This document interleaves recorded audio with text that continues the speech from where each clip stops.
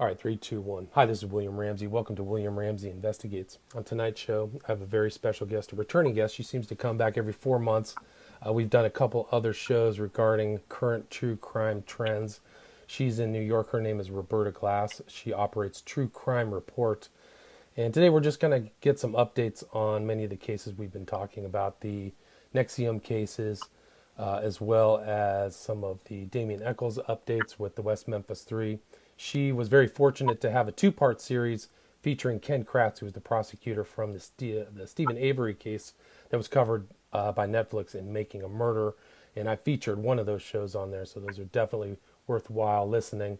So you can go to her YouTube channel at True Crime Report and check that out. But Roberta, are you there? Yes. Awesome. Thank you for agreeing to the interview tonight. I appreciate it. We've both kind of been following some of these updates that involve Bob Ruff's Truth and Justice. The most recent case that he's been dealing with is the Melgar case, that he believes the wife of, who supposedly killed her husband was unjustly convicted for an interest, kind of a unique kind of crime scene. But maybe that's where we can get started, is talk about that case and the recent updates. Okay. Well, he was on 2020, which was wild. Uh, we saw Bob Ruff, lifting weights in his shed and saying that he gets all these cases from his audience, which it doesn't appear they seem to come directly from the Texas Innocence Project. Interesting. you know, Interesting. the other one was the Ed Aids case, and he was paroled, and of course, Bob Ruff took credit for, like getting him out of prison when he was just paroled out of prison. Right. He was paroled. He was never exonerated. Right. An No, important distinction. Yes. But he, no, he kind of seemed to really, and that 2020 show was fairly recently, was within the last week, correct?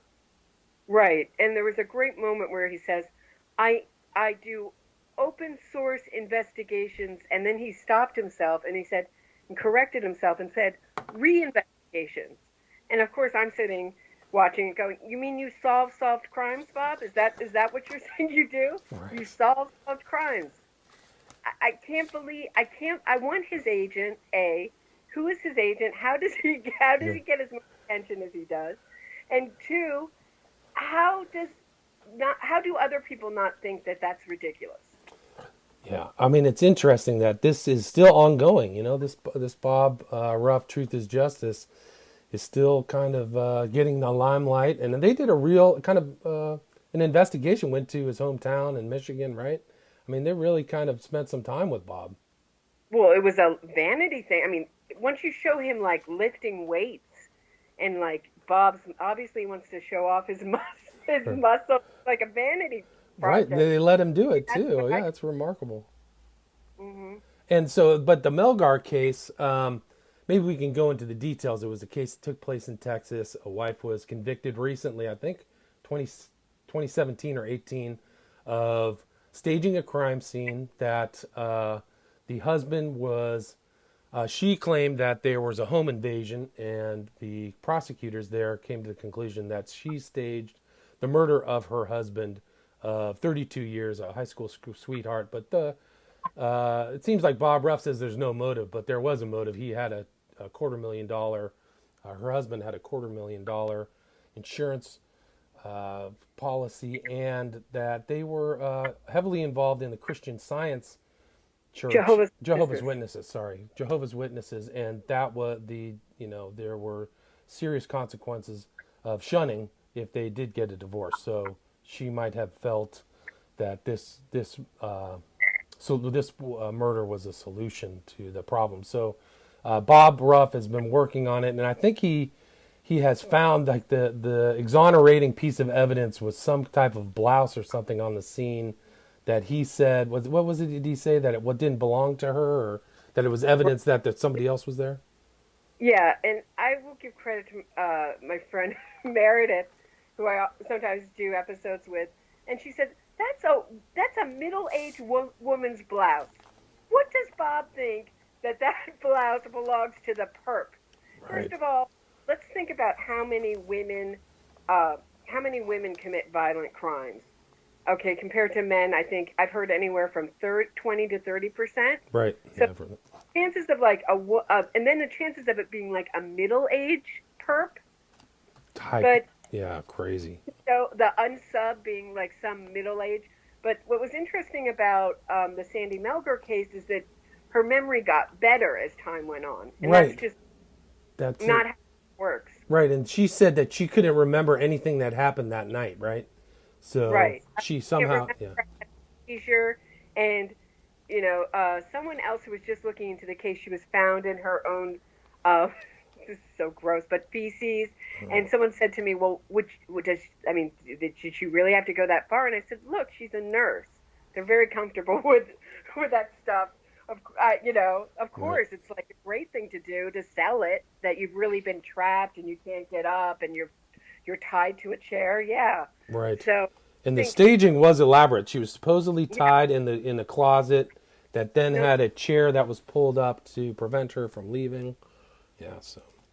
but the other funny thing is that they had, I think, a video of the neighbor, and instead of being like excited, oh, you have the neighbor has a camera, oh, we can catch this perpetrator, she just seemed like not excited at all, and maybe a little worried that her story would fall apart when they didn't find anybody, any kind of Movement or intruder. anything, right? Yeah. And I mean, there was also other evidence in the closet that indicated her husband had been, like, there was blood spatter too, right? I don't know. I Yeah, haven't been following this case as closely as as gotcha, other friends have. So gotcha. I oh But I thought that there was other evidence that got her convicted. But I mean, it seems like all oh these yeah, cases that, sorry, there was blood spatter in the closet. Yeah, you're right. Yeah, there wasn't on the chair. I do know this case a little better than maybe I think, but yeah, there was blood spatter in the closet and on the chair, but everything was like pulled open. The drawers were pulled open and rifled through. like they were fake pulled open, Right, right, to make it look right. So it was, other evidence of staging was there. But it right. seems like Bob Ruff, in his analysis of the Melgar case, West Memphis 3, and Adnan Syed, is looking for that one jackpot piece of evidence. So the West Memphis 3, it was the main thing was the police. He found a so-called deception in the police testimony of when Jesse was seen back at the trailer park, right? So that was supposedly nullified his stories. I remember that. And then Syed was the supposed punch clock, what is it? The employee time clock that he found Time card for LensCrafters. Levscrafter. That's right. So that was supposedly it, and people, some people found that very suspicious as well. So it seems like that's what he's I've got the victory, piece of evidence. It seems like that's what he's looking for. It's amazing. Yeah. It's really like a Professor Clouseau Yeah, in my yeah. show. Oh yeah. No, it's incredible. Like, when does it stop? So in the last month, I've been on my social media. This individual, an attorney by the name of Sam Carroll, has kind of entered the fray with his analysis of some of these cases. He's calling it "Truth is Justice," not "Truth and Justice." Primarily, he has been involved in trying to counter, some of these sketchy narratives that Bob Ruff is on. And you've interviewed Sam Carroll, and can you talk about that? Um, he's a lawyer from Australia, and he was listening to Bob Ruff talking about the Melgar case, so he participated on his Facebook page, and he did some demonstrations and very detailed demonstrations, different ways the ropes could be tied, and he thought he was being so helpful and putting up posts that were fact based, and his thanks was getting kicked out of that group for Gotcha. causing drama with a long letter, which is posted on Truth is Justice website. You can read it from Bob Awesome. Ruff about how Bob Ruff spun it. But really, anyone who's not supporting Bob Ruff's ego or this sort of innocence fraud narrative will be eventually kicked out of his group. Gotcha. It's So yeah, not. It is not a group for dissent. Dissenters are kicked out, exiled. Excised, right? Gotcha. Yeah. And which they don't like that. I remember during the West Memphis Three, the Bob Ruff Army comes along. It's not just Bob Ruff. Like I had this whole horde of kind of clueless people come to my page and insult me. And one guy literally came close to threatening me, like, "Where do you live?"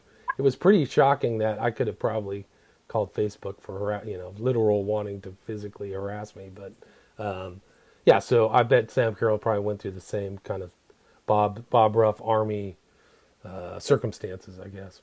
So they put up all the transcripts on there for the Melger case, and there's a forum, and there's going to be a podcast forthcoming from him. That's going to be a direct kind of like response. Like, remember those old country songs? Like, someone would sing it, someone would like make a response. Right. So he's going to like make a response podcast, the Bob Ruff's podcast. Gotcha. So that's what is going on. What do you know how many episodes he's done on the Melgar case, Bob Ruff? I don't know. Because I knew he was up to 60 at the West Memphis 3, and I think that that's advantageous to Bob, because for somebody to counter all of that, minutia would be just such an onerous task. People just don't even want to go through it, Go through all 60 of his freaking hours of covering the West Memphis 3 is incredible. And that case isn't even, the analysis isn't finished, according to Bob. No, he took a menopause. Okay. I mean, it's just an incredible. There's nothing like, and I'm glad you used the term innocence fraud, because that's something we talked about before that we're recording this interview. But this is actually kind of an important term for the public to key into. That a lot of these people, these are frauds perpetrated on the public. This is innocent fraud, whether it's Adnan Syed, West Memphis 3, Stephen Avery, which is back in the news on The Making of Murderer 2, Melgar, and it's just it's something that I've never considered that would really be happening, but something that's popped up within the last 4 or 5 years. Yeah, and there's lots of different ways it can be done too. There's a great episode on Liz Huell on. She does the true crime podcast on Blog Talk. What is it? Blog Talk Radio? Yeah. Blog Talk, whatever. You can find it if you look up her name. Anyway, she did a great episode on innocence fraud, and it was all about the forensics of it. And when I was about to interview Ken Kretz, he asked that I watch this documentary, Murder in the Park, and I said, "Oh, that's like one of my favorite documentaries." And I asked him if he knew this guy, now I can't remember his name, who was on Liz's show talking about forensics and innocence fraud. And he said, "Oh, yeah, he's a friend of mine." So there is kind of like maybe a bunch of professionals who are really concerned about this innocence fraud. And that he said that he was going to maybe perhaps get together and like start up. They had like an organization and it disbanded, and maybe start another kind of get together of professionals to try to fight some of this trend of innocence fraud. Yeah, that would be great. I mean, that's great news. I think that the legal system, the way it's been built up over time, the common law, if you want to look at it from a century's perspective, a decade's perspective, has never had the problem of social media and this kind of information flows that allow the perpetration of innocence fraud to happen, And so I think these, whether they're practicing attorneys or people who've retired from the prosecutorial perspective, I think it's important for them to make their case in the public, and I think they have to. I think that's unfortunate, but that's where we're at. If a lot of these cases are being tried, if you look at the West Memphis 3 case, for example, that case was retried in the public, and it led to disastrous results with the release of 3 convicted criminals in 2011, and the prosecution and the state really never put up any type of response, any type of public response in 2011. They just said, we've come to this conclusion and we're going to plead him out on first-degree murder, 10 years probation, time served. But, that's an example. I think so. I think In these other cases, I think that these legal professionals in general just have to key in to this new phenomenon of innocence fraud. Yeah, I Um, agree. yeah, so let's talk about Murder in the Park. I saw that documentary about 5 years ago. It was about an African American man who had, I think it was a group from University of Chicago came in and blamed him for perpetrating a murder. They were working on another case. I can't remember the guy's name. It was a murder in the park that took place, I think, um, at a basketball game or something like that. Do you remember the details? Did you watch that recently? Porter, wasn't that the? I mean, I can look at my notes, but No. isn't it Aaron Porter who was the convicted criminal, and he was about to be executed? And that's something that you see often, which really surprised me. I mean, I think I'm a little bit uh, I've been around the block a little bit in life, but when I saw Sister Helen Preaching, the nun, lie about a case, I was Wow. shocked. Wow, that's you know, interesting. I didn't but know I that. think I didn't know a that. lot of death penalty advocates feel like the ends justify the means, and if it saves a life, it's okay to lie about the case. So you'll see, like the Richard Glossop case.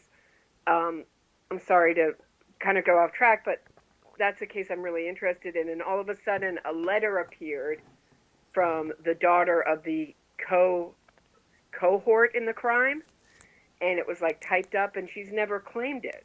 So I think that letter just came up at the last minute saying, "Oh, Richard Glossop is innocent," just to like the West Memphis Three, just create doubt Right. and turn public opinion. It's if you can understand the way the West Memphis Three work, you will understand a lot about innocence fraud and a lot about true crime. It's I, true. I really, it's a real education in all the different tricks that they do. Right. And I mean, that's really, I mean, if you're a real anti death penalty crusader, you can do anything, There aren't any rules. You just want that to stop. And when I was in law school, they had one guy who was an anti death penalty crusader to the end. I mean, and he sacrificed his career, a lot of his professional career, by just keep getting involved in these cases and really trying to keep these people from being, what the state wanted, which was to, put them to death. And it was I can't remember the guy's name. I wish I could, but he was somewhat well known in that milieu, that kind of environment. But yeah, it's the case of death murder in the park was Anthony Porter, and the guy who got fingered was Alstery Simon was the That's right. guy. Got the name. And Yeah. supposedly confessed, but it was through Northwestern University. It was the Medill School of Journalism, so they had all of these college students trying the case and coming up with this, and eventually, I think Alstery got put in jail and then sued them civilly, and won a significant judgment. And the two of the professors were, they were censured or something like that. Oh, Right. David Protest was one suspended by Northwestern University, 2011. But He offered, people future book money, future movie deal money to change their story. So in cases like maybe Ryan Ferguson, where you have two significant witnesses changing their story, people should ask what they were offered, why they changed their story, what made them change their story. yeah, You know, yeah, no, it's important. not saying that that's what happened. I just, the question should be asked, and it's not even asked. It's just always assumed immediately that the person is innocent, and that's why they changed their story, because that's really the truth now, and there's only one truth, so it can't be both. Right, that's right. Yeah, so that's definitely an important warning to the public. This murder in the park, about how third parties can get involved in these cases and bungle things up. And actually, this one guy, his Alstery's life was ruined, by these guys blaming for Really, that. it's a fascinating documentary, and it should be bigger than Making a Murderer, but it's not. It's You true. know, It's a good it's point. the innocent guy framed, narrative. So it just sort of falls into the netherworlds of Netflix. Yeah, it's too bad. And have you watched the new Making of a Murder? No, Not either I of can't I. do it. I just can't do it. I, I've seen a few clips, and it's just, I find it very depressing. I'll tell you, Yeah. William Well, Ramsey, I find it very depressing. yeah, they're, I mean, just milking a story, right? And just making up a Yeah, brand new story. I mean, I think Ken Kratz, in that interview you did with him, laid out the prime piece of evidence is that the blood of Avery was in, what was it, Heinbach? What was her name? On her car, that was in the lot. yeah. And he said it was four different types of DNA evidence. It wasn't, Yes, right? and So, in the way that Kathleen Zellner is worshipped, and the way she talks to the camera in that is like she's talking to children, to nursery school children, and telling them a story. And that's what they want to hear, a story. It doesn't matter if it doesn't. And I've just really started meditating on this idea about true crime fantasy. That it's almost like there's almost an alternative section of people that aren't really interested in true crime, but they're interested in true crime stories that are just so far out right. they that they don't resemble anything that happens on planet Earth. But that's okay. Right, and that's a great point Oh, because I think wasn't it Kratz who brought up the fact that you have to believe in this massive conspiracy against Avery to believe that he was unjustly convicted. Was it him or somebody else? And I think that's a common theme in a lot of these cases that these innocent fraudsters are claiming conspiracies that involved that are super ornate. Like why would Kratz and all these other people conspire to convict Avery? It just doesn't make sense. yeah, you know what? I had a really interesting guest on who had been a fan of Bob Ruff's and had gotten into Undisclosed and had gotten into the whole Innocence uh, fraud movement, and she was just really seduced. She was very young, and she was like really seduced by it. The whole narrative that you could just. Bob Ruff apparently tells his audience that you may never commit a crime, but that doesn't mean you'll never be accused of one. Right, right. And so she Boy. was really afraid that anyone could be locked up and that you didn't need any evidence, that the police had such pressure on them to close these cases that they just committed fraud left and right all the time on cases, Yeah. concerning as big as murder. Sure, it's Not West Memphis 3 all over again. It's the same kind of narrative, the same fairy tale. right. And so she said that really what made her come to her senses, on this side, we always think that we're going to convince people with evidence, that they're logical, rational people. But what eventually just snapped her out of it was just sort of like a psychological overview of it and kind of like, this is an impossible scenario. Like, this would never happen Right. and not specific evidence. We always talk about like the West Memphis Three, Jesse Miss Kelly's so many confessions, like six It's plus confessions. post conviction, yeah. Right, post conviction with his lawyer begging him not Yeah. to. You know, Recorded, like you can listen to the audio, yeah. right, and I got so obsessed with why people could not get that in their heads, like why that wasn't convincing people that they were guilty, that I went around New York just asking random people, like, if someone confessed like 6 times in all sorts of different situations to a crime, would you think that person is guilty? Everybody said yes. Right. That one person said like, no, maybe, does it were the police feeding him the facts or whatever? But I think it's very interesting that she said that you have to get into the conspiracy mindset that those Yes. pop put you in. Yeah. And I thought it's a really interesting. It's kind of like almost one of my favorite episodes that I've ever done. And And that's kind of been a theme within a lot of your interviews. Is Meredith was the same thing where, they believe the documentaries or they believe this kind of Hollywoodized narrative, and then something pops, something snaps like this. Meredith didn't help build Bob's Shed and joined many Innocence. I mean, this girl really got into it. Spent all Thanksgiving telling the whole table every detail of the Adnan Syed case. Right. So she was heavy, yeah. Yeah, heavy. I was the same way, but I remember in Meredith, when your conversation with Meredith, it was the same because you don't know that some of these documentaries don't have an integrity to the truth. You expect them not to be, so biased or have a different agenda. So, once you kind of realize that, then you can really put the Paradise, for example, the Paradise Lost documentaries in a proper place, that they're not transparent. They're not, they left out, omitted so many things. For No, it's example, true crime entertainment, yeah, you know? yeah. And but it's a sick aspect to it. And Yeah. I reflect your sickness of not wanting to watch Ranking of a Murderer too, because what it is like infotainment of like a very serious subject. Like, these are murders. Like, what type of person can actually be so dishonest? I talked to somebody, I mean, it's outrageous, but these guys from True Crime Profile, these guys who write for TV shows, just love Berlinger and Zanofsky, and they're so great. And I'm like, how can you? These people left out simple things, just like Jesse's recorded confessions. Out of three, they had three chances to do it.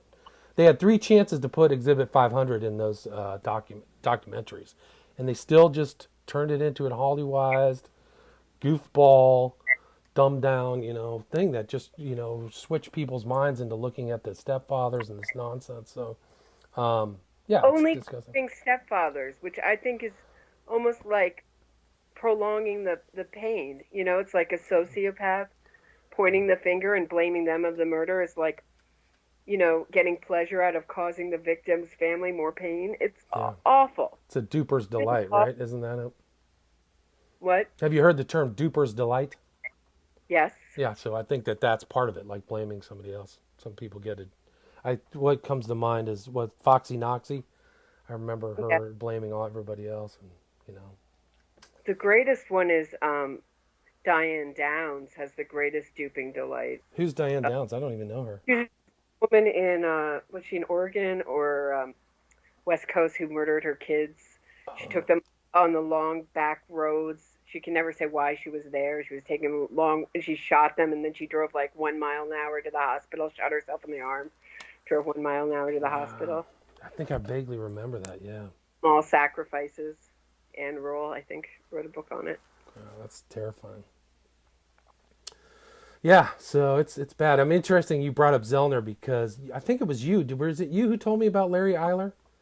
One of her earlier, representations. Do you remember? It must have been somebody else because Larry Eiler is interesting because he was a multi-jurisdictional gay killer. And it kind of tied into when I was reading his kind of story that Zellner was involved in, I was like, this is my Smiley Face Killers documentary. It's basically the same type of idea, the kind of person who I believe is perpetrating these kind of murders of young men throughout the United States and the world. I mean, I think there's different people doing it, but this guy, Larry Eiler, was represented by Zellner. And it's a crazy story. Yeah, that is a crazy story. But the first time I became aware of Zellner was way before I ever started recording anything, was when she took a picture of herself or picture of Amanda Knox saying that she was brave and resilient. I remember resilient. I think it was brave and resilient. And I tweeted at her about, well, I guess that's, something sarcastic about killing her roommate. That's how brave and resilient she is. And she blocked me immediately. I bet. I'm not surprised. She probably didn't want to hear that story. And Knox has to be added to that list of innocence fraud, right? Yeah. So the list is long. And not like she's coming back, like it looks like she's pouring money into PR. And there's all of a sudden all these videos showing up on YouTube about how innocent she is, done by other true crime people. It's very odd. It just seemed like the money dried up for a while, and it seems like it's been poured back into her, making her narrative that she's all innocent. And now she's going to have her own podcast. And wow. She really is a disturbing figure. And very disturbing. And yeah, I mean, I think she made it. I think her book that she wrote sold handsomely, didn't it? I have to look and see because I think she made some money off that book. Got tons of money for it. So even if it didn't, the figure that she got was in the millions for it. Yeah, I think you're right. Yeah, crazy amount for just speaking about her horrible time, and it's just it's crazy. The story that we hear in America is so different from the story that the Europeans heard. You know, she really sewed up all of Americans' press, which seems like that's very. I mean, I was thinking about the West Memphis Three, and has there been one mainstream article that has been slightly skeptical about the West Memphis Three? I don't remember one. Do you?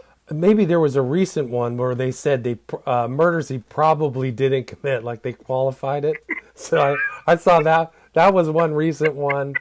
But no, there's been other writers on the subject who've questioned it, but no mainstream. And it's always the same. The intro is Damien Eccles, put in jail 17 years for a crime he didn't commit. You know, it's the same line. It's almost like these guys aren't doing any research when they're looking into the West Memphis 3 at all. It's embarrassing. And don't even try to question the writer like I did with that Vice writer. You know, she wrote me back, "You're an idiot if you think Damien Eccles is not innocent, you know, is guilty. You're an idiot." I couldn't believe that. I know, it's such a joke, too. These people don't know what the word guilty means. He's currently guilty. He's currently guilty at law. I repeat that over and over again. Like, why, if he has such great evidence, why doesn't he just put it in court and get out? If I got busted stealing 2 candy bars from 7-Eleven and it was unjust, I can assure you I'd be putting all the evidence in to make sure that I didn't have a conviction for, you know, misdemeanor theft or something like that. Like, I'd be working my butt off. Like, this is a joke. It wasn't me. So if this guy has a child killing conviction. Stealing 2 candy bars, you know what would happen? No. Is I would be tweeted nonstop about what a degenerate thief you are and how dare I align myself with you and how immoral you are. And, you know, it would be all West Memphis 3 fans. They have no sense. Oh, right. Oh, that's true. Yeah, if that happened, no question. Because, you know, Ken Kratz and his problems, never mind that he admits them and face them, which is really my issue with, you know, things of that, is the denial and the lying and the not dealing with it just perpetuates it. Right. And I mean, I think that's one of the things is they really went after Kratz's character as, you know, something that minimizes Avery's guilt, right? They still are. They're saying he's, you know, like just, you know, they just exaggerate it. Exaggerate, right? You know, wasn't he was like in AA or something like that? I forgot. And troubled. And there's many troubled people. He's an awesome lawyer, and I happen to have liked him a whole lot. And he's the only person that's ever worried. He was really mostly concerned not so much about the hate that he would get, but about his wife, and that was really touching. So, yeah. I mean, not a lot of people are sympathetic to lawyers, but a lot of these guys get in positions that are very difficult, you know. And I think it's unfortunate for him what these Making of a Murderer people did in making him the big baddie. You know, what did you title your talk about the most hated man on the internet? I don't think that's too much of an exaggeration. Yeah, and like I told you, now I'm the second most hated person on the internet for interviewing him. But did you get a lot of flack for that? Excuse me? Did you get a lot of pushback or flack for interviewing? I got, yeah. Okay. Yes. I lost quite a few subscribers for me. Oh, wow. Channel. What did they say? What was the kind of gist of they what they... don't say anything. They just leave, but I've gotten some tweets and I've gotten some comments on, like, from even people who think Avery is guilty, that we don't like him. And I thought to myself, you know, he's a really awesome lawyer. Would you prefer a perfect person to have tried that case and Avery to have gotten, you know, acquitted? Was that the thing you would have preferred? I don't know. I come from a family of, you know, performers, creative people, and the stuff that Kratz described in his book is a lot of the stuff that performers and creative people suffer from, like letdown after a big trial, feel empty, narcissism. And I wish I had really gotten into more of that in the interview. It was really interesting stuff in his book, but he said he just really started talking about the case, and 2 hours went by, or 80 minutes or 90 minutes, something like that. Yeah, that was a great interview, by the way. People should check it out at Roberta Glass, True Crime Report. And I mean, it's interesting that you bring that up because, The people look at these lawyers as automatons or cold, detached, but that's part of their job. But they're normal people, man. They have normal problems. If you look behind a lot of these people in public cases, they are a lot dirtier than or messier than anything Kratz has endured. You'd be surprised. I don't know. I was raised by a screenwriter with a very fragile ego. So I don't know. I have a lot of sympathy. I have a lot of sympathy for megalomaniacs, narcissists, troubled people. Gotcha. I don't know. Well, the subject of troubled people, Damien Eccles got a new book that came Not out. that kind of trouble. Not sociopathic. Not sociopathic. Okay, that's a different level. Anyway, I was trying to transition to the new book by Sorry. Damien Eccles. I know that we want to talk about The Guide to Spiritual Practices That Saved My Life on Death Row, High Magic, forward by Eddie Vedder. Unfortunately, I have to confess I bought the book. I've read through it. And, I can't say I'm a practicing magician, but Eccles didn't do a lot of independent work on it, in my opinion, on the ingredients of the book. What's that? Do you think it's ghost written? Possibly. Could possibly be ghostwritten, but I do believe that there's a significant amount that are taken from the practices of the Golden Dawn, and that's really it. And they're almost like not even adjusted anything. Like they're just straight ritual practices from 150 years ago. But he does, of course, the names Crowley pops up again. So he says, I walk in the footsteps of some of the greatest magicians in history. Israel Regardie, who was a disciple of Aleister Crowley, John Michael Greer, Donald Michael Craig, Dorothy Morrison, Silver Ravenwolf, and Stephen Mace. You filled my mind with vision, my heart with hope, and my soul with the thrill of knowing what is possible. So that was on his intro. And also, of course, he gives a little tip of the hat to Johnny Depp. Thank you to Johnny Depp for walking with me when I decided I needed to go back to Arkansas and ask them to stop the executions of potentially innocent men by the state. William Ramsey, can we talk about that? Yeah, let's do it. Have you seen the video of Johnny Depp? Yes, I have. Damien Eccles? Yes. Oh, how times have changed. How they have. Oh, I mean, that really, when you're that big a celebrity, I guess nobody tells you you've had enough. Right. It's very like 70s Elvish stage for Johnny Depp. Yes. I mean, just no sense whatsoever. I don't agree. speak fluent inebriated. I'm sorry, I don't know what you said, Johnny Depp. Don't know anything what that meant. And he's trying to make a point about the death penalty, and then Damien Eccles does his sob story. It was really like a crazy, crazy, crazy video. Yeah, painful. It's painful to watch. It's so sloppy. It's amazing, But if you're Johnny Depp, I mean, the worm has turned on him. You know that they didn't fire him from the next installment, Pirates of the Caribbean, and they just didn't write him in. So they didn't say, "You're not in the movie." You're just like, "We're done." Do you hear that whole story? Yeah, but most people don't know that his partner who was suing him just went missing and has never been found. Right. No, that's from the Viper Room, the old manager there who they Yeah. had to. Yeah. So he's missed. I mean, the stories I can't even repeat them online, but they're not good about Depp and yeah. So it's bad. I'll tell you offline. River Phoenix died there. Oh yeah. Strange. Well, that's a strange death too. His last words, River Phoenix's last words after he drank that last shot was, "What was in that?" And according to one book called Night at the Viper Room, that it had 5 times the amount of cocaine and heroin that is an overdose. So somebody from one writer, somebody gave him a hot fix. They spiked that. That's what they said in the drink, which I'd never heard of because he didn't have any, fresh track marks or anything.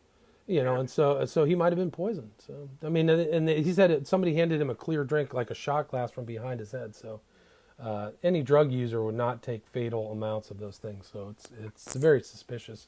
And there's all his friends with Hunter S. Thompson, the stories of him. There's multiple stories of Hunter S. Thompson in snuff films that are extremely unsavory. And so Depp's Hunter S. Thompson treated women was awful too, and the way Johnny Depp seems to treat women just the same terrible way.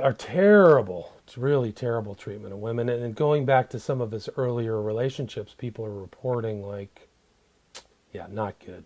Not good. I mean, I'll tell you those things about Depp, but if you follow him and watch him in some of these movies, he's definitely an occultist and uses hand gestures and things like that. There's actually interesting is how I keyed into Depp is he was in one of these occult movies making this hand gesture around his chest with the same one that Crowley makes, and also there's a picture of Dominique Tier making the same damn hand gesture in there. Oh, I like where her hands across her chest. Like, Correct.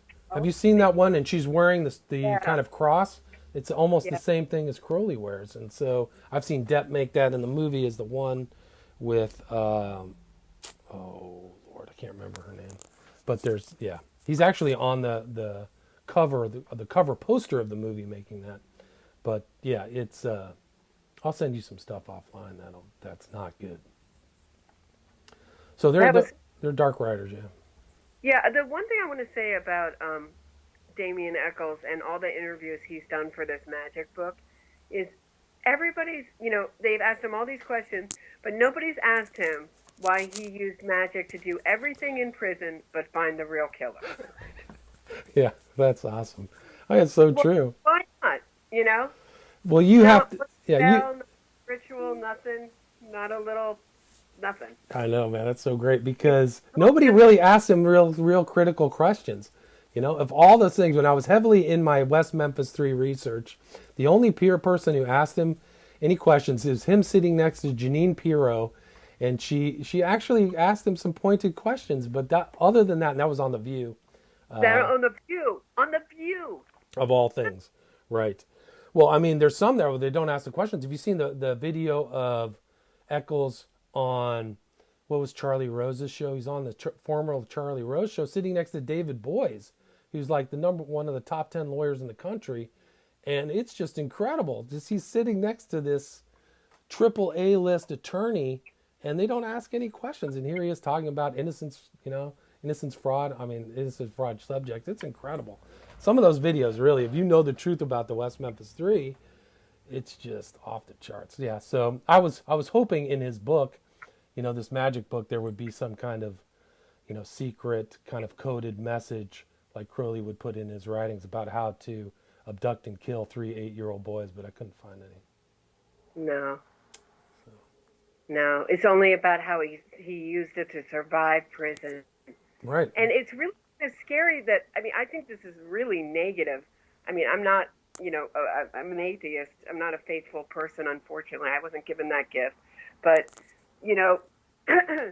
it's really scary to me that this book is being promoted as just some kind of, like new age practice or, benign practice, when it doesn't seem to turn out so well for people who really get into studying the occult. Yeah. If we're, at the least, it makes you super self-centered and narcissistic.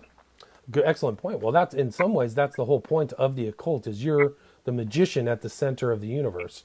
So everything really is about you, your power, your influence over people. Oftentimes under your will. So oftentimes it's not socially conscious kind of view. It's me and everybody else doing what I want. So it's a good point.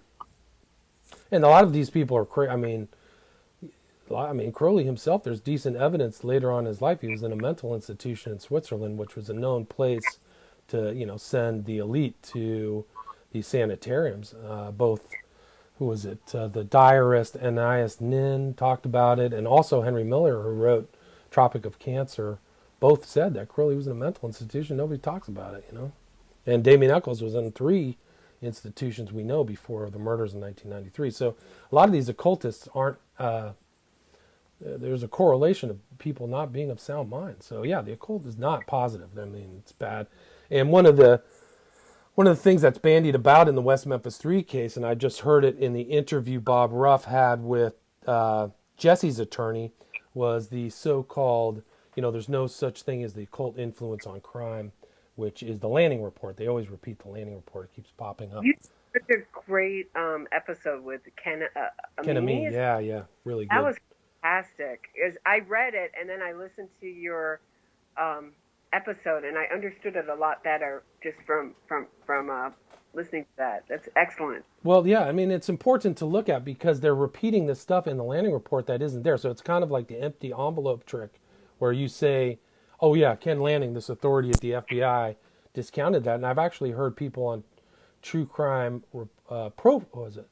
True Crime Profile also repeat the landing report and just keep stating this statement about the landing report that is patently false. You know, you have FBI agents saying that. So the same thing that Jesse's attorney said, his name I can't remember right now. But yeah, so, you know, you see that my part of my research is all about the occult, and everything I look into, it's pernicious, you know, pernicious to the practitioners as well. You know what I was going to ask you? Do you think that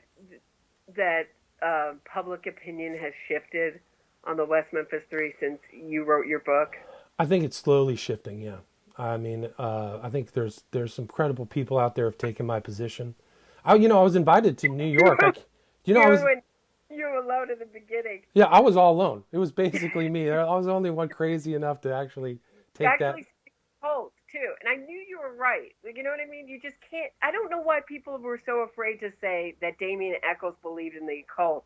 Were they worried that they thought that people would think that they believed in the occult if they accused him of believing in the occult? I never understood that. I think they're actually afraid of being mocked. I think that there's a lot of positions people don't take because they're afraid of being ridiculed by groups of people. And I don't seem to have that prohibition personally. Like, I don't care. So that fear either. So, I mean, for me, I was like, what's the truth? I mean, I keep writing this Crowley. He's talking about Crowley. He's writing about Crowley. There's Crowley in the trial. And I knew about Crowley. So that's kind of why I got interested in the case. I can't say that I was really a true crime aficionado, but I was interested in the subject. But really, the thing that for me, because I've read so much in my career, is that the case files are available. So I could look in and see what's the truth. Is there a really vast conspiracy to bust this guy? And is the occult involved? And the answer, I mean, it's obvious that Echols is still involved heavily in the occult, and all his friends are the suspects. So, but I do think that the public opinion is slowly shifting. I think I got invited to New York to sit down on a conference with other writers who had taken unpopular opinions. So it was the guy who wrote the book about what was the gay kid who got murdered? What was it? Matthew Shepard. Shepard, yeah. So I was going to sit on a thing with Matthew, the guy who wrote the book about Matthew Shepard, and somebody else, but they didn't want to pay for my plane flight, so that was a no-go. Oh, yeah, bummer. Yeah, but I can't remember. The guy is a famous professor who studies media. I can't remember his name offhand, but they would not let go, man. They really wanted me to come out, but it just never happened. But so I mean, and the guy, if I can remember the professor's name at NYU, it just shows that there are people, educated people who share or somewhat agree or totally agree with my position on the West Memphis Three.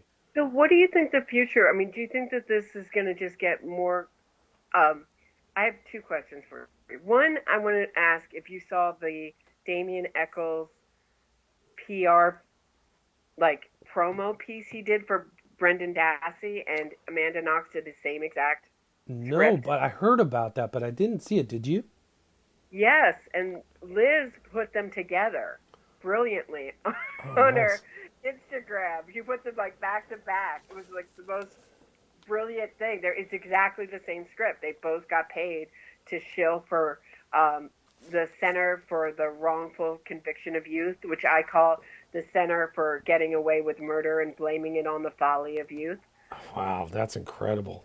So they're shilling. Yeah. Is that the center out of Texas that Jason Baldwin works for? I don't know. I don't know if they are. I can't remember right offhand. Wow, that's crazy. Wrongful conviction of youth, but it's only Brendan Dassey, because to shill for Stephen Avery is just too outrageous, because that guy is just way too guilty. Sure. Well, Brandon, if you look, the thing is that those policemen videographed Brendan Dassey's confession. If you watch it, it's pretty clear they're not beating him up. They're asking him pretty easy questions. It's not this whole, coerced, forced confession that they would like you to believe. No, I said to Ken Kratz, I said, he scares me more because Stephen Avery's just your run of the mill sociopath. But Brendan Dassey, he walked in to a woman tied up screaming for help. And instead of helping her, he joined in on her victimization. And that is something out of my worst nightmares. That Sick. scared the living daylights out of me. I want that guy never to be released from. Yeah, I think they should get the same treatment that they gave her. They should be put to death. I don't know why those, for me, that's eye for an eye stuff, and that's the most brutal, violation of a human body. So I don't think, for me, it's Old Testament. I don't know why they're breathing air. So sad. Yeah, it's really it's awful. And Ken Kratz brought up the point that he brings up rape, before the police do. So Oh, right. Like, so Dassey, he's bringing up the subject of rape before the police ever questioned him about it, right? right, You're yes. right. So that's fascinating too. So Yeah. So, what's your I don't second question? for him. Then you have two questions. Oh, my other question was I guess like the like is this going to just get worse? Right. You know, before it gets better, is it going to get like crazier? Are we going to see more wild sort of documentaries? Is it just going to are people just going to see the money machine that this innocence fraud is, and it just keep doing? Is there going to be any limit to it? That's a great Or, question. I think that you're going to see two camps separated, where people like this Hollywoodized, sensational version of these court cases, and then other people who are outraged by the kind of dishonesty and lack of integrity in a lot of this innocence fraud. And that what's disgusting is the money. Like Bob Ruff has employees and stuff like that. Like he's making money by doing these, like distorting the record of these cases. So, uh, right. He accused me of trying to my unmonetized. I make no. If anything, I lose money. I make no money doing this. right. None. Well, And he that's the common retort by a lot of these guys is you're a book peddler or you're making money critiquing them, right? Which is, I don't know. You have to have a lot of views to make money. yeah, I think it's really hard for them to understand that we do this out of a sense of justice, a sense of righteousness. Not, you know, Sure. I, I mean, I was outraged by the West Memphis Three when I figured it out. There was a lot of head scratching and going down all these pathways that turned out to be dead ends. But when I came back to the conclusion, I was like, "Oh my God, this guy's a child killer." So, yeah, and I mean, I think my last sentence in my book was, "You've been warned." That was it. By putting all that information out, that was omitted in all these different narratives, all the different documentaries. So. it's really Eccles and Knox have that in common that they're really a cult of personality. It's not even so much about the facts of the case; it's just people like them. Right, If they like interesting. them, they overlook the facts of the case. And I think you, in one of your more recent interviews, talked about the Syed cult of personality, that these are all kind of personality cults around these people. And at some point, these people who committed the crime saw an opportunity. I can just roll with this. At some point, they can roll with this kind of avalanche, a snowball that turned into an avalanche of people who are willing to move along with them in this innocent fraud and give them money. I mean, the amount of money that the West Memphis Three raised is off the charts. $10 to $20 million. It's off the charts. The woman that I interviewed, who was, into this for 2 years, the amount of money she gave as a waitress would blow your mind. I don't even want to Blow know. your, I don't want to know. blow your mind. And for It, people who it's, for people who don't know, there is a picture of Knox and Damien Eccles together hugging one another and both smiling. Like it's a yeah, really I, creepy pic. When I saw that, I freaked out. Like, whoa, this is off the charts. yeah, they all seem to want to hang out with one another. If I were innocent, I would not want to be anywhere near Amanda Knox or Damien Eccles. Yeah. Like I would run so far away from those kind of people. Ryan Ferguson too hangs out with Amanda Knox. Oh God, it's so crazy. Yeah, it's really cool. It's a crazy world. But I do think, I mean, to kind of go back to one of your questions, is that there is a group of people coalescing, trying to counter this. And just like you said, Ken Kratz is working on that too, of countering these dishonest narratives that people are talking about, and people who are making, it's a new phenomenon where they're making a career out of creating conspiracies around all these cases. It's crazy. That are finished, that are Finished. over, that are Right. solved, gone, like tried, convicted. Right. And I go back to one of your earliest podcasts where you said West Memphis 3 solved. It's like, we've already done this. This is, I mean, the West Memphis 3 are unusual because they're double convicts. They were convicted in 93 or 94 and 2011. So it's Right. crazy. Anyway, I, we're past 50 minutes. Is there anything that where can people find you on social media and YouTube? I'm on Twitter at Roberta Glass Pod, Cool. and I am on YouTube, Roberta Glass, all one word. Cool. And you're mostly on Twitter and YouTube. Yeah, I mean, my personal Facebook is up if you want to friend me on Facebook. Cool. Talk true crime. I'm always up for talking true crime. Anybody, and Awesome. my email address is up on my YouTube page. Anyone who wants to email me and talk true crime, I'm always up for it. Awesome. I like to talk, as you can see. Well, guys, if you get a chance, go to Roberta Glass True Crime Report on YouTube. Subscribe. Really, some of the best investigation and talk about true crime out there. Much better than so many of these other podcasts that read straight off of, Wikipedia or something like that. So, Roberta Glass, thank you very much for being on the show. Oh, thank you. My pleasure. All right, take care. Okay, I got to tell you this story about